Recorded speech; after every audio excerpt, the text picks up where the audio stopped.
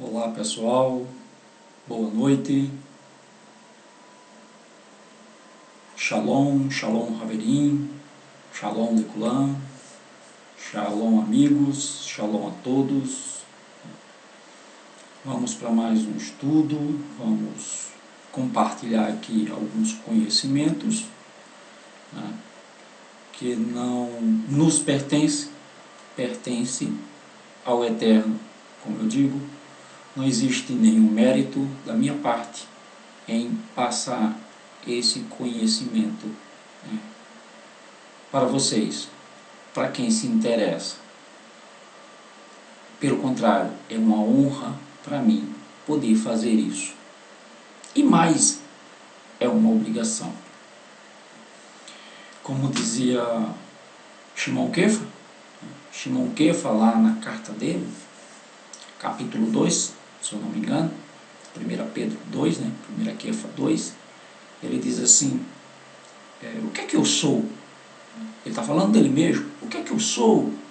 Eu sou apenas um ancião, eu sou apenas um velho. Ele não se intitulava nada, apóstolo, líder, não. Isso é coisa de homens, isso é a religião, os homens que introduziram isso na religião, introduziram a religião na massa para poder serem mestres também, para poder ditarem regras, criar dogmas, diretrizes para manipular a massa. Então Shimon Kefa diz assim, eu sou apenas um ancião, sou apenas um velho que tive o privilégio de sofrer por conta do Mashiach, de aguentar, de ver o sofrimento dele e sofrer junto com ele, com o Mashiach, Yeshua HaMashiach. Mas hoje, muito difícil, os líderes de hoje quererem sofrer. Então, vamos comentar alguns assuntos aqui. Na verdade, é um assunto só. Eu quero trazer para vocês o capítulo 2 de Matitiarro, que é muito usado no cristianismo, e esclarecer que o capítulo 2 de Matitiarro, de Mateus, ele nunca existiu. É verdade. Mateus, ele traz uma midrash. Matitiarro, ele traz uma midrash, ele faz uma analogia, ele faz assim uma metáfora, digamos, né? Uma comparação entre o que o povo passou no Egito, Israel passou no Egito, e ele traz algo, as parábolas sempre são coisas inconcebíveis, né? Parábolas sempre são coisas inconcebíveis, a mesma coisa são as midrashes, algo que era impossível de acontecer, traz-se para se ter uma noção do que aquilo poderia acontecer. Eu vou usar aqui um acessório, hoje eu vou precisar dele, que as letras estão pequenas. E nós vamos começar, eu vou usar de novo a Bíblia Peshitta, né? E hoje eu estou armado. E vou usar também a Bíblia de Jerusalém, que é Edições Paulus, é da Igreja Católica, um grupo de padres e pastores, teólogos, né, formularam essa Bíblia conjunto. É uma guerra aqui, né? Essa Bíblia de Jerusalém, ela é muito boa, das que em português que nós temos para aí, ela é uma das melhores, né? É muito boa. Então, eu aconselho você ter uma. Não se baseie muito nos comentários não, porque os comentários aqui embaixo complica. Mas nós vamos aqui para a Peshitta, e o texto começa assim. Eu vou ler na Peshitta porque eu vou dar os nomes reais, né, de cada lugar. Vou virar a câmera também para mostrar algumas situações aqui na tela. E vou usar também a Jerusalém, a Bíblia de Jerusalém. E tendo nascido Yeshua em Beit Lehem, vamos começar com Beit Lehem, a quem eles traduziram por Belém. O que é Belém? Eu quero saber o que é Belém. Agora, você chegar lá em Israel e perguntar onde é que fica a cidade de Belém, ninguém vai saber. Ninguém vai responder para você onde é que fica Belém. Agora, se você chegar e perguntar onde é que fica a cidade de Beit Lehem, aí eles vão responder. Beit Lehem, cidade do rei Davi. Beit quer dizer casa. Lehem quer dizer pão. Beit Lehem. A mesma coisa acontece com Betânia. O nome da cidade não é Betânia. O nome da cidade é Beit Ani. Beit, cidade, Ani, pobreza. Cidade da pobreza. Eu falei sobre isso no vídeo passado. E é simples, né? É simples de você, né? Você não precisa ser nenhum. Vamos ver aqui. Nós temos aqui o texto e nós vamos para Davá. Aqui está Davá, né? Aqui está Davá, o original, e nós encontramos aqui, né, a palavra Beit Lehem. Beit, o Beit, né, o Resh, o Lamed, né, o Rai, né, e o Mem Sufi, Beit Lehem. Está aí a palavra Beit Lehem. E você pega, essa palavra é simples, você pega, não precisa ser nenhum teólogo não. Não precisa ter muita, Beit Lehem. Aí, e você pega essa palavra e vem aqui, ó. Vem aqui no Google e tá aí. Eu acho que tá dando para ver aí, né? Aqui, vamos ver. Tá aqui a palavra. Eu escrevi ali Lehem. Deixa eu desligar aqui. Tá aí a palavra. Eu escrevi aqui Lehem. Não tá dando para ver, né? Mas tá aí, pum. A palavra Lehem ali e pum. Ok? Então, vamos voltar para que estávamos fazendo. Deixa eu posicionar aqui.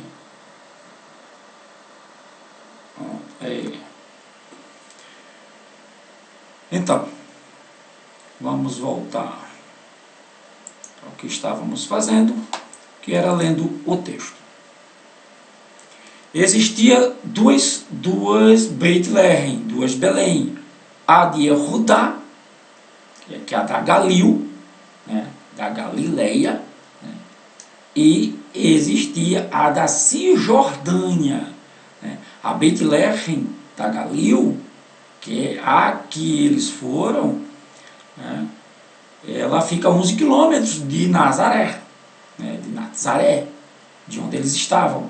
Mas a Belém, a Beit Lehem da Cisjordânia, ficam a 111 quilômetros, 110 quilômetros. Mais ou menos aí. Se você colocar lá no Google Maps, você vai ver, né, que tudo isso é verdadeiro que eu estou falando. Então, tendo nascido Yeshua em Beit Lehem de Yehudá, né, da Galileia, no tempo do rei Herodes, eis que uns sábios vieram do Oriente a Jerusalém. Uns sábios vieram do Oriente a Jerusalém, dizendo: onde está aquele que é nascido rei dos Yahudim? Yahudim, judeus, né? Porque vimos a sua estrela no Oriente e viemos a adorá-lo. Você volta para a Torá, né, lá atrás, que foi entregue a Moshe, e o Eterno diz, olha, não se baseie pelos astros e pelas estrelas, porque isso aí é paganismo, eu não preciso disso. Por aqui a gente já tira que a coisa foi criada, foi inventada, né? Matitiarro criou uma história.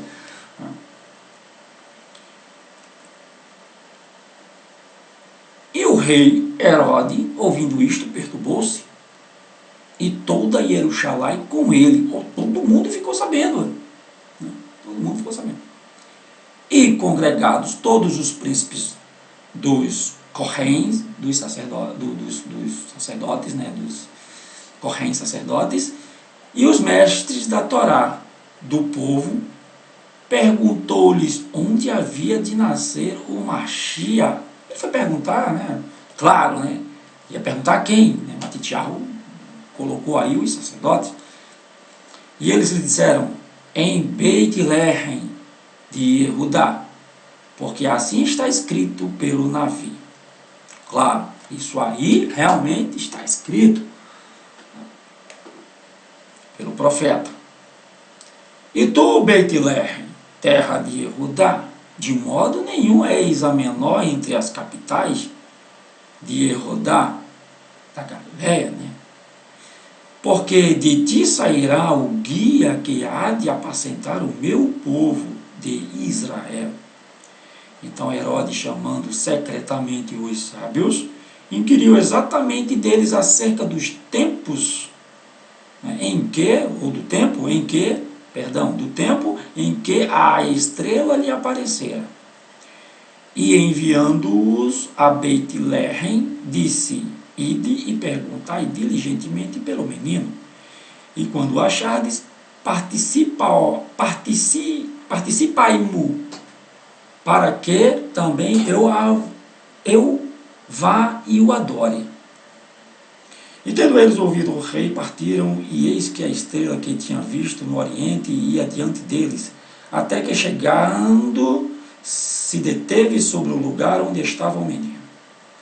E vendo eles a estrela, regozijaram-se muito com grande alegria. Se a gente for pegar a cronologia disso, o que é que a gente entende? É que quando o menino nasce, a estrela aparece. Ué, vindo do Oriente até Jerusalém, né, leva quantos anos essa viagem? Puxando um animal. Então o menino, né, aquele presépio católico já é uma mentira, né, que é aqueles... Vou chegar lá. E entrando na casa, acharam o menino com Miriam, o nome dela era Miriam, nada de Maria, tá? Miriam. Maria é um nome romano, Miriam é um nome hebreu, sua mãe. E prostrando-se, o adoraram, e abrindo os seus tesouros, ofertaram-lhe dádivas, ouro, incenso e mirra. Era muito caro isso na época, né? Muito caro.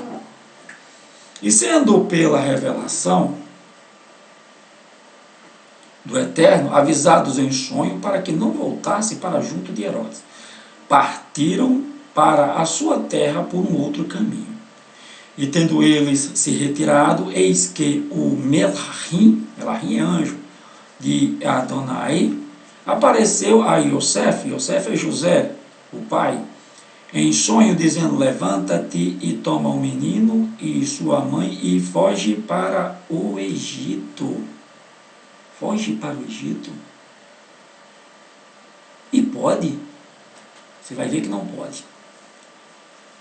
E demora-te lá até que eu te diga, porque Herodes há de procurar o menino para o matar. E havendo-se ele, tomou o menino e sua mãe de noite e foi para o Egito. E esteve lá até a morte de Herodes, para que se cumprisse o que foi dito da parte de Yeshua, Adonai. Está escrito Yeshua, o Salvador eterno. Pelo Navi, pelo profeta, que diz, do Egito chamarei meu filho. Não está se referindo ao Hamashia, ok? Que não está se referindo ao Mashiach. Então Herodes, vendo que tinha sido iludido pelos sábios, irritou-se muito e mandou matar todos os meninos que havia em Betleém, e em todos os seus contornos de 2 anos para baixo, segundo o tempo que diligentemente inquirira dos sábios. Então se cumpriu o que foi dito pelo Navi Yirmiyahu, que diz: em Ramá se ouviu uma voz, lamentação, choro e grande e pranto, Raquel chorando e seus filhos, e não querendo ser consolada porque já não existia. Eu vou parar aqui e vou mostrar que essas passagens não se trata do Mashiach. Quando ele diz aqui que do Egito chamaria o libertador, ele está se referindo a Moshe, a Moisés, né? E quando ele fala aqui, né, que Yirmiyahu, né, diz que em Ramá se ouviu uma lamentação, né, essa lamentação de Raquel está tipificando, né,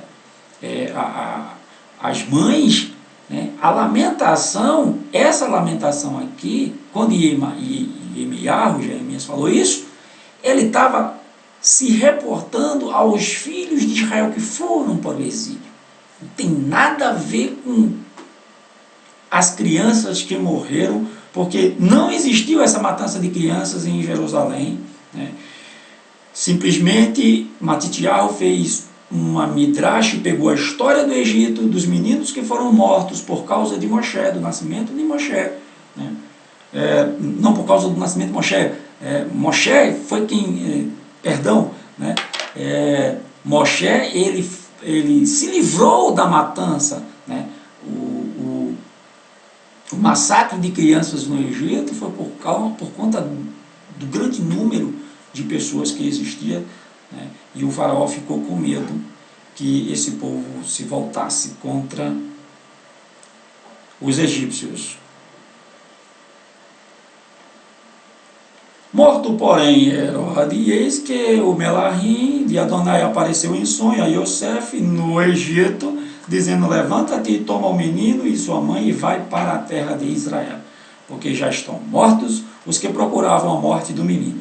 Então se levantou e tomou o menino e sua mãe e foi para a terra de Israel. E ouvindo que Arquelau reinava na Yehudá, em lugar de Herodes, seu pai receou ir para lá, mas avisado em sonhos por divina revelação, foi para as partes da Galil. E chegou e habitou numa cidade chamada Nazaré, para que se cumprisse o que fora dito pelos navios, ele será chamado Nazarim. Essa cidade, a questão é que existia uma explosão demográfica em algum lugar, e o que é que Roma fez? Não, pega esse povo e joga lá, que é para eles produzirem. E as pessoas mais pobres foram para a região de Nazaré, né? E lá, por isso que se dizia, pode alguma coisa boa sair de lá? Porque aquele povo estava ocioso e Roma queria impostos, e para comprar impostos tem que mandar eles trabalharem. Então bota esse povo para trabalhar o campo naquela área, né, cultivar aquilo ali, bota esse povo para trabalhar, que é para cobrar impostos deles. Tá aí, terminou aí. Agora nós vamos comparar Mateus com Lucas, né? A Midrash de Mateus com o capítulo 2 de Lucas, que é a história real, o que aconteceu. A história real. Vamos agora. Eu podia ler na Bíblia de Jerusalém. Depois eu faço algumas comparações na Peshita ali. Então vamos para o 2 de Lucas e veja como os católicos relatam o episódio. Naqueles dias apareceu um dito de César Augusto, ordenando o recenseamento de todo o mundo habitado. Esse recenseamento foi o primeiro, enquanto Quirino era governador. da Síria. E todos iam se alistar, cada um na sua própria cidade. Também José subiu, aqui vem os nomes pagãos, né, os nomes romanizados. Subiu da cidade de Nazaré, da Galileia, para a Judéia, né, e Judá, a cidade de Davi, chamada Belém. Belém, né? Belém. Vamos lá. Por ser da casa e da família de Davi, para se escrever com Maria, disposta com ele, que estava grávida. Enquanto lá estavam, completando-se os dias para o parto, e ela deu à luz seu filho primogênito. Envolveu-o com uma faixa e reclinou-o numa manjedoura, porque não havia um lugar para eles na sala. Na mesma região, havia uns pastores que estavam nos campos, e que, durante as vigílias da noite, montavam guarda a seus rebanhos.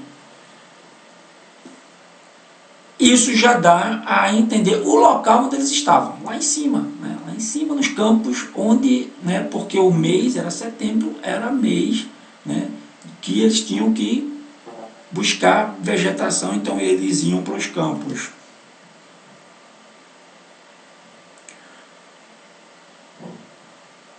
O anjo do Senhor apareceu-lhes, e a glória do Senhor envolveu de luz, e ficaram tomados de grande temor.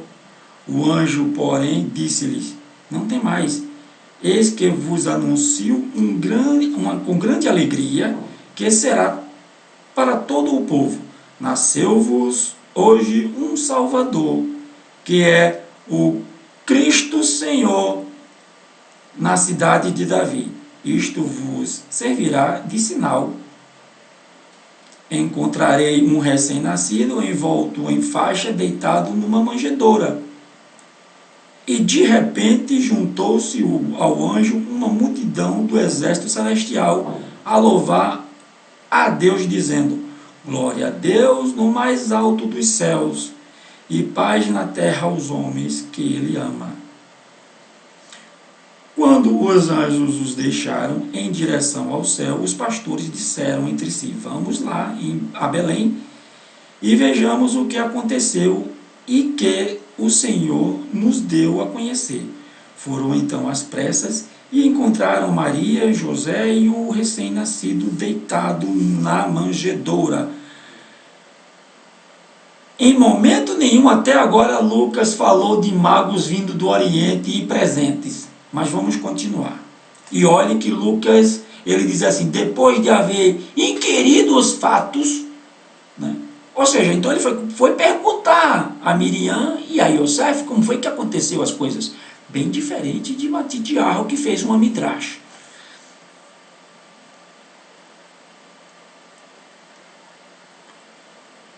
Foram então às pressas e encontraram Maria, José e o recém-nascido deitado numa manjedoura. Vendo-o, contaram o que lhe fora dito a respeito do menino. E todos os que os ouviam ficavam maravilhados com as palavras dos pastores de ovelhas. Maria, contudo, conservava cuidadosamente todos esses acontecimentos e os meditava em seu coração. E os pastores voltaram glorificando e louvando ao Deus, né, o Eterno, por tudo o que tinha visto e ouvido conforme lhe fora dito. Agora a gente vai entrar numa partezinha, e eu vou ler aqui na Bíblia de Jerusalém, que é a Bíblia Católica, né, para vocês entenderem que tanto os pais de Yeshua, como o próprio Yeshua, cumpriu a Torá, todos os mandamentos. Quando se completaram os 8 dias para a circuncisão do menino, foi-lhe dado o nome de Jesus, que é o nome romano, conforme o chamou o anjo. antes de ser concebido. A gente pode dizer que isso aqui é uma mentira.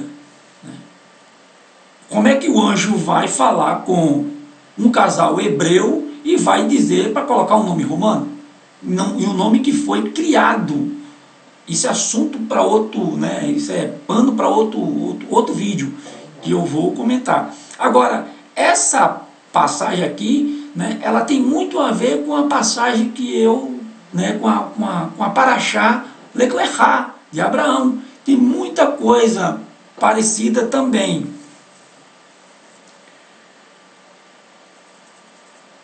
Conforme o anjo, né, havia de ser concebido, o anjo diz. Quando se completaram os dias para a purificação deles, segundo, aí eles trazem a palavra lei de Moisés. A palavra lei é uma tradução deturpada da palavra Torá. Foi uma maldade que fizeram, porque a palavra Torá significa instrução, ensinamento, e não lei. Lei é outra palavra no hebraico. Levaram-no a Jerusalém a fim de apresentá-los ao Senhor, conforme está escrito na lei do Senhor. Agora já é a lei de Adonai, não é mais de Moshe, porque as palavras foram ditadas por Adonai a Moshe. A lei não é de Moshe, a lei é de Adonai, é do Eterno, é de Elohim. Todo macho que abre o útero será consagrado ao Senhor, e para oferecer em sacrifício, como vem dito na lei do Senhor, um par de rolas ou 2 pombinhos. Havia em Jerusalém um homem chamado Simeão, que era justo e piedoso. Ele esperava a consolação de Israel. Um par de rolas ou pombinhos. Peraí! Segundo a Midrash de Matitiyahu, eles ganharam ouro, incenso e mirra. Não podiam comprar uma oferenda melhor? Porque essa oferenda era para os pobres. Quem não podia dar um boi, um gado, um carneiro, um bezerro, dava um par de rolas, de pombinhas. Mas eles estavam com dinheiro que tinham ganhado dos magos. Está aqui mais uma prova de que capítulo 2 de Matitiyahu nunca existiu. Foi uma midrash que Matitiyahu, né, criou para trazer para os judeus a semelhança de Moshe com Yeshua. Mesmo porque, o que foi que Moshe profetizou?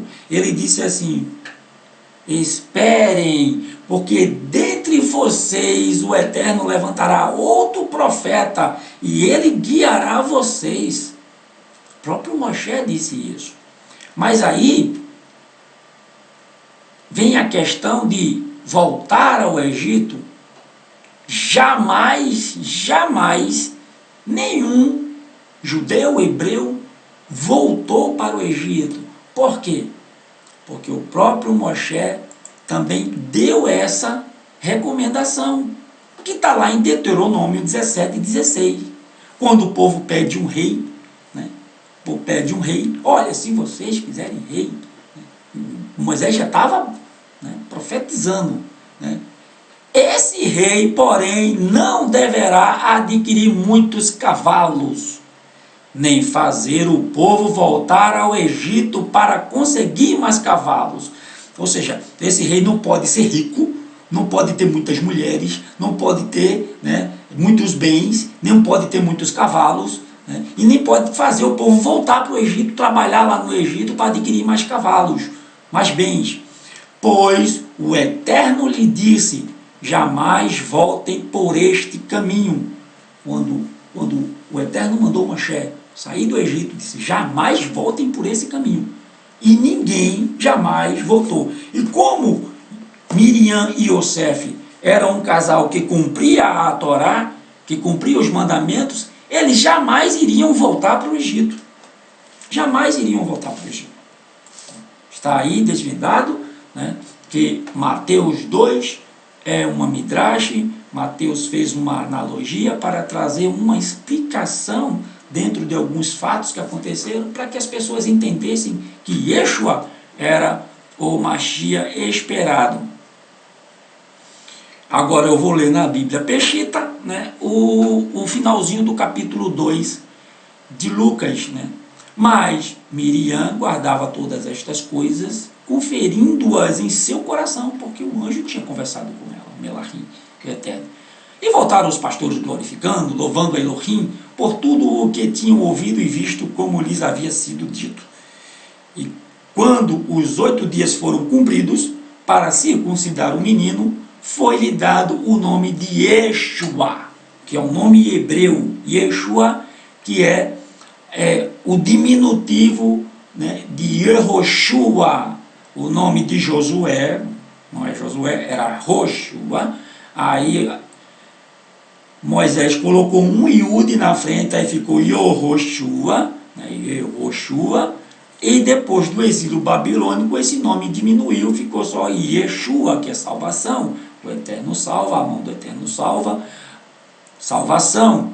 Mas por que nós não chamamos ele de Yehoshua? Porque o nome diminuiu. E o próprio Josué, Yehoshua, ele é chamado de Yeshua também. Yeshua, né? Lá, Neemias, né? Logo depois do exílio, cita Josué, cita Yehoshua, o chamando de Yeshua.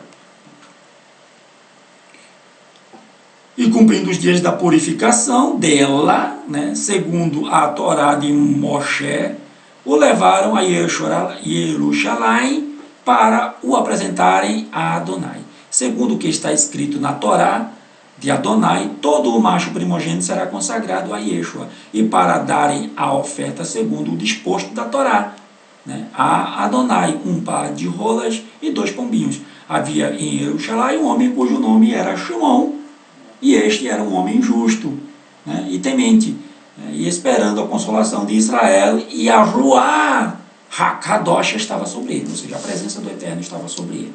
Aqui já vai entrar em outro assunto, vamos parar por aí, mas eu vou trazer só mais um detalhe. Tá, mas e Yeshua é obra do Espírito Santo? Ou Yosef teve relações com Miriam? Vamos entender como é que isso se deu. Profeta tem que ser filho de homem. Mas Miriam, ela não poderia deitar-se com Yosef. Haveria o pecado. Ele teria que nascer sem pecado. O ato sexual passou a ser pecado depois da queda do homem. Então, o que foi que o Eterno fez? No nosso entender, né? Você pode até rir, achar engraçado, né? Mas hoje isso acontece. Hoje o homem pode fazer. Peraí, se o homem pode fazer, por que o Eterno não podia fazer? Sendo o Criador de todas as coisas. Se o homem hoje... Aí você... Mas do que ele está falando? Do que você está falando? Eu estou falando de inseminação artificial. Ele tinha os traços de José, de Yosef. Ninguém diria, não é filho de Yosef. Não, ele é filho de Yosef, é filho de homem. E se ele não fosse filho de homem, ele não seria profeta.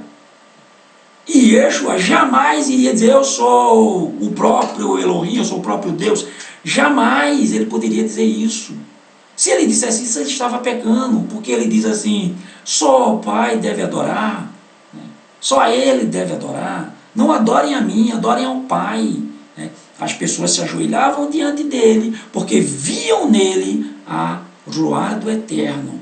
Então, através dele, se adora ao Pai, porque ele é o caminho, ele é o ensinamento, ele é a Ruá do Eterno, ele é a presença, o mover do Eterno estava nele, como nenhum outro homem habitou, como habitou Yeshua. Então, o Eterno faz uma inseminação artificial em Maria, pega o sêmen de José, coloca em Maria e ela assim concebe. Né? Não tem nada de obra do Espírito Santo. sêmen de José estava lá. Porque ele tinha que ter o sangue de José, porque a parentela é do homem. A linhagem de Davi é através de José. Então ele tinha que ter o sêmen de José. Mas não houve relação sexual. Não houve, porque o casamento hebreu ele se dá durante um ano. E quando José percebeu que Miriam, Yosef percebeu que Miriam estava grávida, ele a quis deixar. Não, peraí, como é que é esse negócio? Não teve relação ainda, como é que você está grávida? E o anjo teve que explicar para ele, não deixa, porque isso aí é obra do Eterno. Mas o filho é teu, o cria como teu filho. Então está aí explicado mais uma, para você entender, porque as pessoas mistificam, principalmente a religião, mistifica muito essas passagens, cria analogias, criam misticismo, criam doutrinas espirituais, porque espírito não existe, e depois a gente vai falar sobre isso. Vamos falar sobre trindade, vamos falar sobre espírito, essas coisas que foi criada pelo cristianismo e é difundida até hoje, e isso mexe muito com as pessoas, mexe muito com o sentimento das pessoas. Vamos ficar por aqui, uma semana boa para você, uma ótima semana, que o Eterno abençoe a todos nós. Shalom, shalom, shalom. Ok?